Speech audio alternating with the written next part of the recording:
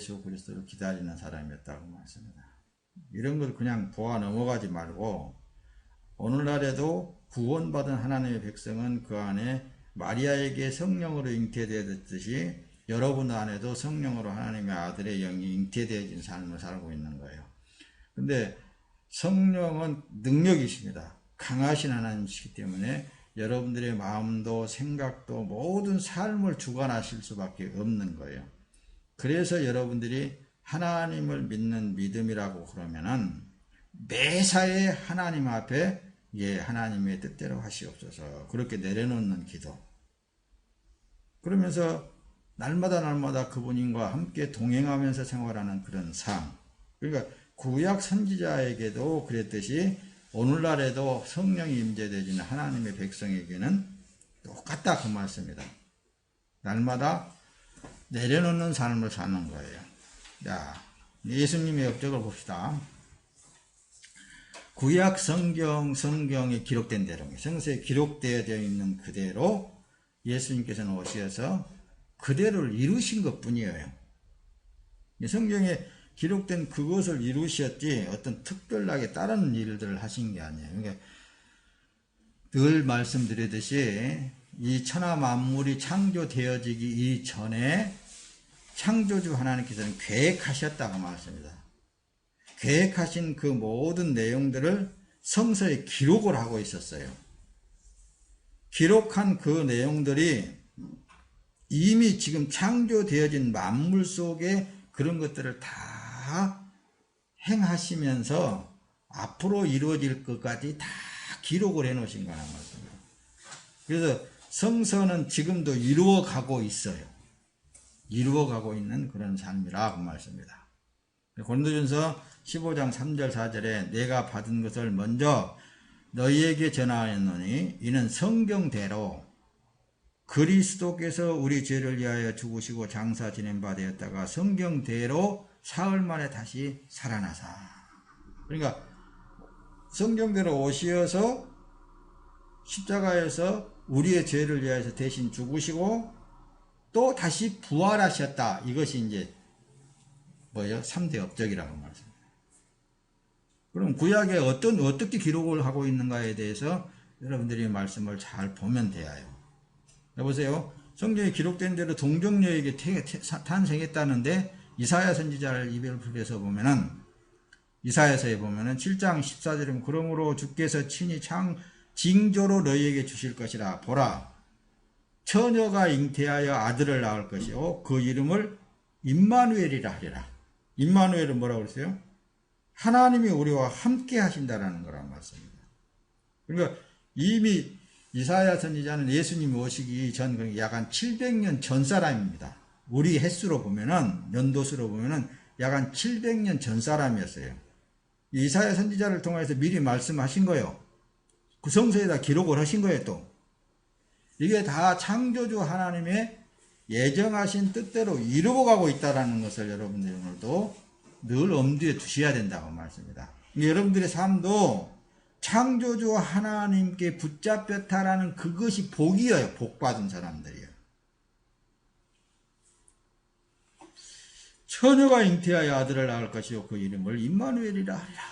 예수님이 오시기 한 700년 전에 이런 말씀을 기록하고 이사야 입을 통해서 말씀하셨는데 그때 듣는 사람들은 어떻게 씁니까, 여러분들? 이해가 하겠어요? 이해가 안 되어지는 거죠. 또 봅시다. 말씀을 좀 더 봅시다. 자, 이사야 선지자가 9장 6절에 기록이 되어 있습니다.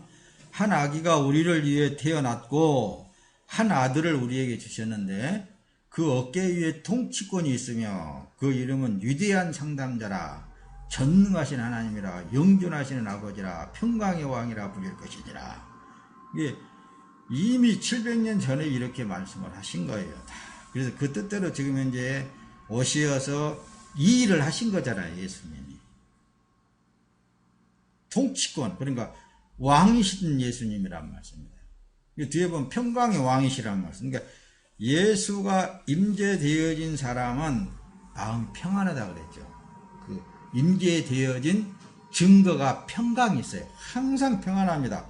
이 세상이 뭐 어떻게 뭐 변하든지 그건 상관없어요. 그분이 평강의 왕, 혹시라도 여러분들 삶에 불안이 있다든가 근심이 있다든가 걱정이 있다든가 그러면은 기도하시라고 그랬잖아요. 이 몸은 주님께서 피값으로 사 주의 소유물 삼으셨사오니 주의 몸이지 않습니까? 왜 이렇게 내게 불안이 왔습니까? 왜 이렇게 근심이 왔습니까? 왜 걱정이 왔습니까? 그러면 분명히 그럴 거예요. 네가 스스로 땡겼지 않느냐? 네가 스스로 하고 있지 않느냐 그거예요.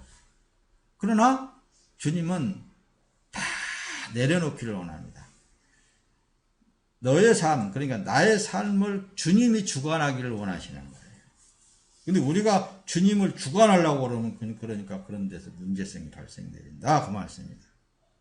주님이 나의 삶을 주관하게끔 하셔야 돼요. 마리아가 그랬듯이 계집종연이 주의 말씀대로 이루어질지어다. 주님이 핏값으로 샀으니 주의 뜻이 이루어지기를 원합니다. 그 마음으로 사는 삶이 평강의 삶을 누릴 수 있다고 말씀입니다. 자, 마태복음이 이제 오셔서 그러죠. 보면은 보라 처녀가 잉태하여 아들을 낳을 것이며 그의 이름을 임마누엘이라 부를 것이다 하셨으니 이 이름은 번역하면 하나님께서 우리와 함께 계신다. 하나님이 피조물과 함께 하신다. 나와 함께 하신다. 하나님이 함께 하시는 그런 삶은 참으로 주의 뜻을 이루어가는 삶입니다. 예수님은 그래서 성령으로 탄생하셨잖아요.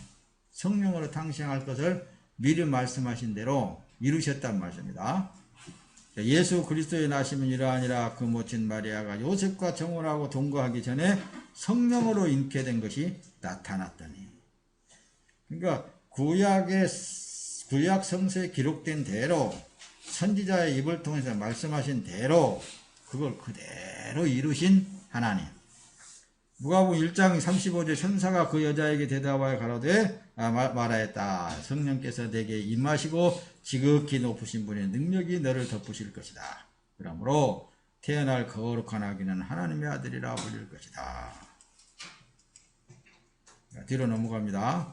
자, 보세요. 성경대로 그래서 십자가에 달려 죽으셨잖아요.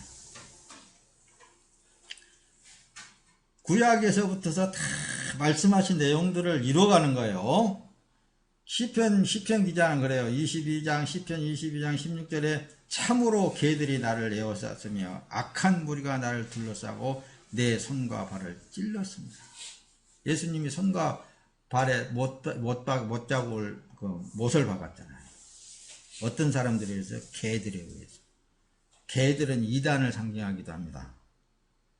그러니까 예수를 하나님을 잘 믿는다 하는 그런 족속들에게 도리어 제사장이나 그 당대의 선지자는 아니겠죠.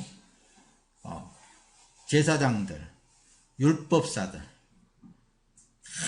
아주 하나님을 공경하고 잘 섬긴다라는 그런 자들에 의해서 손과 발에 못을 박히는 그런 일을 할 것을 시편 기자는 미리 기록을 했다고 말씀을 했다고 말씀입니다. 자, 이사야 선지자도 그랬죠. 53장 5절에 보면 그가 찔림은 우리의 허물을 인하며 그가 상함은 우리의 죄악을 인함이라. 그가 징계를 받음으로 우리가 평화를 누리고 그가 채찍에 맞음으로 우리가 나음을 입었도다. 근데 이사야 선지자는 그분이 그냥 능력이 없어서 십자가에 달려 죽으신 것이 아니라 우리의 죄를 지고 대신 십자가에서 그 고난과 그 고통을 다 당하시고 그 징계를 다 받으셨다고 말씀입니다. 그래서 우리가 평화도 누리고 고침도 받고 우리의 삶 자체가 오늘날에 얼마나 행복합니까, 여러분들? 주 안에 있는 우리가 뭐가 근심 걱정이 있습니까, 여러분들? 그래서 한때는 그랬죠. 힘들고 어렵고 하기 싫으면 하지 마 그랬잖아요. 그래도 하나님은 다 하시게 되어 있단 말씀입니다. 모든 삶은 다 주님의 능력에 의해서 그게 공짜가 없다 그랬잖아요. 하나님이 그렇게 붙잡아 사용하신 대가를 하나님께서는 그래서 주신다. 이미 주셨고 주신다고 말씀입니다. 그 뜻을 이루어가고 있다고 말씀입니다. 대부분 이제 마태복음에 넘어와서는 그러죠. 20장 28절 인자는 예수님께서 친히 말씀하시는 거예요. 이제 섬김을 받으러 온 것이 아니라 오히려 섬기러 왔고 자기 목숨을 많은 이들의 대속물로 주로 주기 위하여 왔다. 두 맹인을 고치신 예수님을 이 마가복음에서 잘 나타나 있습니다. 그러니까 예수님은 이 땅에 오신 목적이 섬김을 받으려고 오시는 것이 아니라 왕으로서 섬김을 받으러 오시는 것이 아니라 도리어 섬기려 왔단 말씀입니다. 죽은 자를 살리러 오셨다고 말씀입니다. 병든 자를 치료하러 오셨다는 말씀입니다. 불완전한 것에서 완전하게 하시려고 오신 예수님이라고 말씀입니다.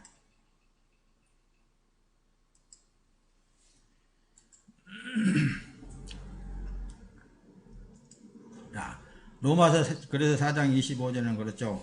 예수는 우리 범죄함을 위하여 내어 줌이 되고 또한 우리를 의롭다 하심을 위하여 살아나셨다고 그러잖아요. 우리 죄를 위하여서 화목제물로 하나님 아버지 앞에 드리신 거예요. 예수님이 죽어주심으로 우리의 죄가 없어졌단 말씀입니다. 씻어졌단 말씀입니다. 제거되었다고 말씀입니다. 그래서 우리는 다시 의로운 사람으로 의로운 삶을 살아갈 수 있게 된 거예요. 그래서 우리 육체의 삶이 예수 그리스도 안에 들어가서 사는 삶은 의의 삶이에요. 예수가 내 안에 들어와서 사는 삶은 의의 삶이라고 말씀합니다. 그러나 예수가 없는 삶은 그 삶 자체는 아무리 의를 행했단다 할지라도 세상의 윤리와 도덕적인 차원에서 아무리 칭찬받는 삶을 살았단다 할지라도 예수가 행하지 아니하는 것은 하나님 앞에는 다 악이라고 말씀합니다. 그러나 사람 앞에는 의가 될 수 있겠죠. 하나님 앞에는 사람 앞에는 선이 될 수 있겠죠. 그러나 하나님 앞에는 예수가 행하지 아니하는 모든 것은 다 악이라고 말씀합니다. 고린도전서 15장 3절 내가 받은 것을 먼저 너희에게 전하였노니 이는 성경대로 그리스도께서 우리 죄를 위하여 죽으시고 성경이 기록된 대로 선지자가 미리 말씀하신 대로 죽으신 것도 예수님께서 그 말씀을 이루시기 위하여 죽으셨다 그 말씀입니다. 자, 사도행전에서도 그걸 기록하고 있죠. 3장 18절에 그러나 하나님께서는 모든 선지자들의 입을 통하여 그리스도가 고난을 받아야 할 것이라고 미리 말씀하신 것들을 이와 같이 이루셨다. 사도들도 이제는 그 말씀을 기록할 뿐만 아니라 전하는 과정 속에 오신 예수 그리스도는 그분은 우리의 구세주로 오실 것을 미리 선지자들의 입을 통해서 말했던 그분이 오셨다. 그러나 여러분들이 십자가에 못 박아 죽은 그 예수를 하나님이 아니라고 생각하시면 안 된다. 그분은 성경이 기록된 대로 마땅히 죽어야 될 자리에 가서 대신 죽어주신 것이다. 그게 복음을 전할 때에 그 내용들을 말씀하신 거라고 말씀합니다. 자, 고린도전서 15장 4절에 그러죠. 장사 지낸 바 되었다가 성경대로 사흘 만에 다시 살아났다는 거예요. 그래서 그것도 이거 성경대로 이루신 거예요. 시편 16편 10절에 보면 그러죠. 이는 주께서 내 영혼을 수월에 버리지 않으시며 주님의 거룩한 사람으로 썩지 않게 하실 것이기 때문입니다. 주께서 생명의 길을 내게 보여주시니 주님 앞에는 기쁨이 충만하며 주님의 오른쪽에는 즐거움이 영원합니다. 그러니까 여기는 수월이라는 말은 물고기 뱃속이라는 말을 하는 거예요. 요나가 물고기 뱃속에 사흘 동안 있었잖아요. 그와 같이 예수님도 사흘 동안 내가 땅속에 있을 것이라는 것을 미리 말씀하신 거예요. 근데 이런 사실들이 죽어서 장사 지낸 바 사흘 동안의 땅속에 있다가 사흘 동안 다시 일으키심을 받는다라는 것을 구약 선지자의 입을 통해서 벌써 말씀을 했고 또 성경에다가 기록을 했단 말씀이다. 그것을 이루신 거라니까요. 예수님께서도 이 땅에 오셔서 말씀하셨잖아요. 마태복음 12장 40절에 보면 그럽니다. 야, 내가 요나가 3일을 밤낮으로 큰 물고기 뱃속에 있었던 것처럼 인자도 3일을 밤낮으로 땅속에 있을 것이다. 예수님이 친히 오셔서. 그러니까 요나를 통하여서 이미 예수님을 오셔서 그런 일들을 행하실 것이라는 것을 요나를 통해서 미리 보여주신 거예요. 요나가 어떤 때든지 니느웨가 죄가 많을 때 하나님이 요나를 니느웨 성에 보냈잖아요. 니느웨 성에 보내는 그 과정 속에 요나는 그 니느웨 성을 미워했든지 어쨌든지 몰라도 정반대로 다시스로 가는 배를 타고 가다가 풍랑을 만나가지고 요나가 나 때문에 지금 풍랑이 일어난다.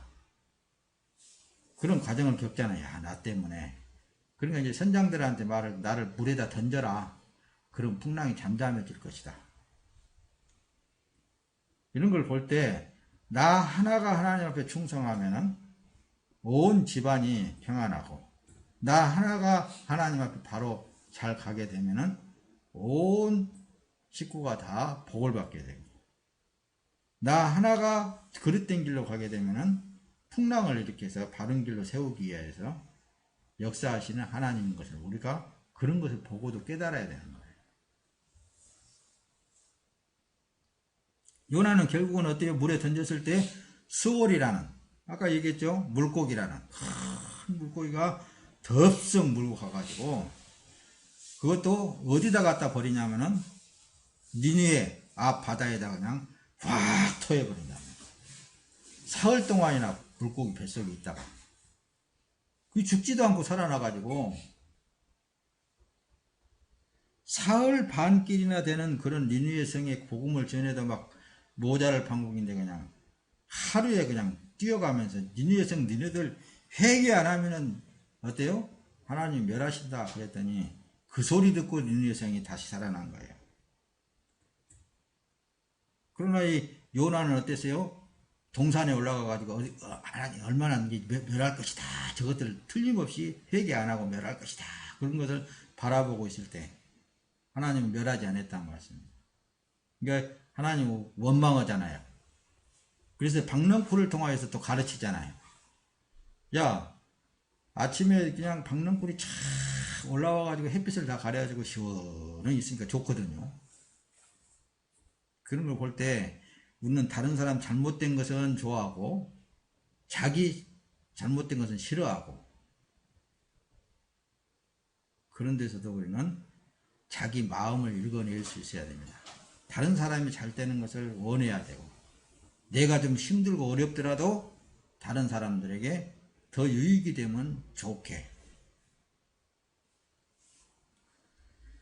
이런 것만 가르치다 보면은 세상에 윤리적인데 도덕적인데 치우칠 수밖에 없어요. 그래서 종교화 되어버렸어요. 그러나 이걸 잊지 말라 그랬죠. 하나님이 계획된 것을 지금 현재 이루어가고 있다. 계획됨 속에서 벗어나지 않아야 된다고 말씀입니다. 그래서 날마다 기도할 때 주님의 뜻이 이루어지기를 원합니다. 기도해야 된다고 말씀입니다. 그런 기도가 끊이지 않는 삶을 살아야 되는 거예요.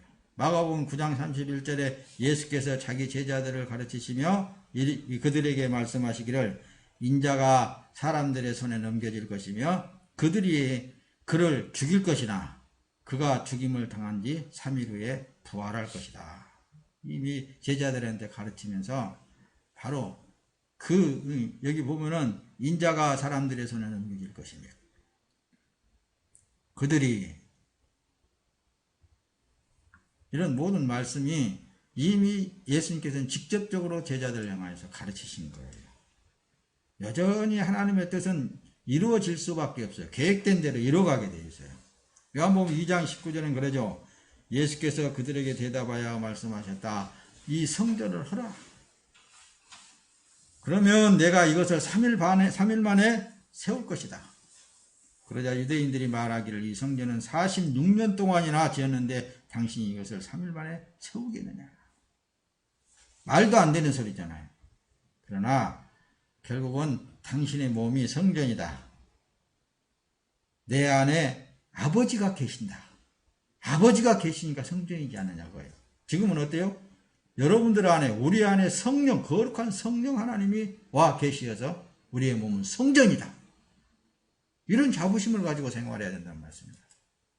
천지를 창조하신 창조주 하나님이 내 안에 계시어서 사신다.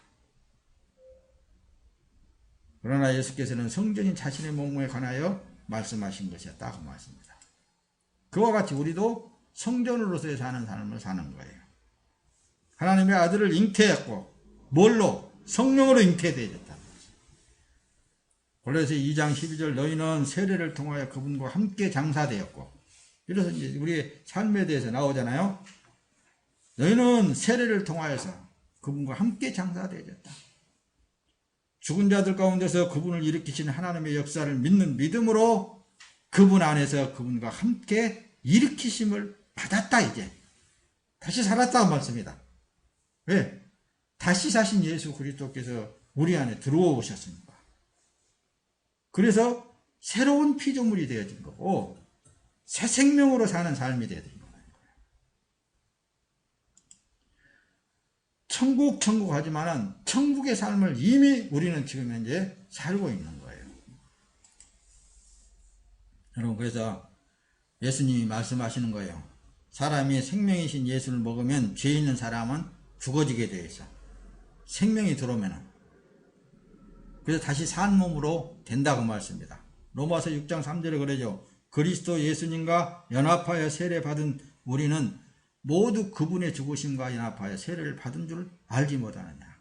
예수님이 나의 죄를, 여러분들의 죄를, 세상 죄를 지고 십자가에서 이미 죽으실 때 죄는 죽었습니다. 그러나 생명 그 자체는 그 죄라는 존재성이 죽일 수 없어서 예수님은 다시 살아나신 거예요. 다시 사신 예수 그리스도가 우리의 생명으로 오셔서 이는 내 떡이다, 내 이 살이다 주는 거란 말씀입니다. 이 피는 내 음료다 하면서 주신다는 말씀입니다. 그 요한복음 6장 51절 나는 하늘로서 내려온 산 떡이니 사람이 이 떡을 먹으면 영생하리라. 나의 줄 떡은 곧 세상의 생명을 위한 내 살이로라. 그래서 예수님은 우리에게 실제로 주신 거잖아요. 먹고 마신 거잖아요. 우리 안에 들어와 계시잖아요. 그분의 몸으로 살잖아요. 디도서 2장 14절 보면 그렇습니다. 그분께서 우리를 대신하여 자신을 주신 것은 우리를 모든 불법에서 구속하시고 깨끗하게 하셔서 선한 일에 열심을 내는 자신의 소유된 백성이 되게 하시려는 것이다. 당신의 소유라고 그러니까 억압당하는 것 같지만은 하나님의 백성으로서를 우리 그 안에 집어넣는다고 말씀합니다. 이게 우리의 삶을 여러분들의 다시 오는 이제 2016년도의 삶은 여러분들이 참 능력 있는 삶이 되기를 원합니다. 하나님의 신의 놀라운 역사를 이루는 삶이 되어지기를 원합니다. 늘 그분으로 하여금 여러분들의 삶 자체는 천국을 이루어가는 삶이 되기를 원합니다. 베드로전서 2장 4절에 사람들에게는 버림을 받았으나 하나님께서는 택하심을 입은 보배로운 산돌이신 예수님께 그래 나가자. 예수님으로 사는 삶은 천국이에요. 여러분 보세요. 요한일서 2장 2절 보면 그러죠. 그분은 우리 죄를 위한 속죄제물이 됐단 말씀이에요. 사실은 속죄제물, 구약에서 양을 잡아들이고 송아지를 잡아들인 것 같이 속죄제물로 우리 죄뿐 아니라 온 세상 죄를 지었다 이거잖아요. 그래서 한때는 그랬죠. 말씀을 전할 때 우리는 하나님의 영으로 사는 사람은 세상의 어떤 사람의 행위에 있어서 그걸 정죄한다든가 그것을 터치한다든가 그럴 권한이 없다고 그랬잖아요. 이게 죄다, 이게 의다. 우리는 그럴 권한이 없다고 그랬잖아요. 오직 그분만이 하실 일인 거예요. 사람은 다 똑같아요. 예수가 행한 것만 의예요. 예수가 행하지 않는 것은 하나님 앞에는 다 죄악입니다. 고린도전서 15장 22절 아담 안에서 모든 이가 죽은 것 같이 예수 그리스도 안에서 모든 이가 살게 될 것이다. 고린도전서 15장 20절 그러나 이제 그리스도께서 죽은 자 가운데서 다시 살아 잠자는 자들의 첫 열매가 되셨도다. 예수님이 첫 열매가 되어주셨으니 붙어있는 자들은 이제 다 살아나게 되어 있다고 말씀합니다. 그래서 고린도전서 15장 20절인데 그러나 각각 자기의 차례대로 될 것이니 먼저는 첫 열매인 그리스도이시고 그 다음은 그리스도께서 재림하실 때에 그분께 속한 자들이다. 그분께 붙어있는 자들이다. 그분을 소유한 자들이다.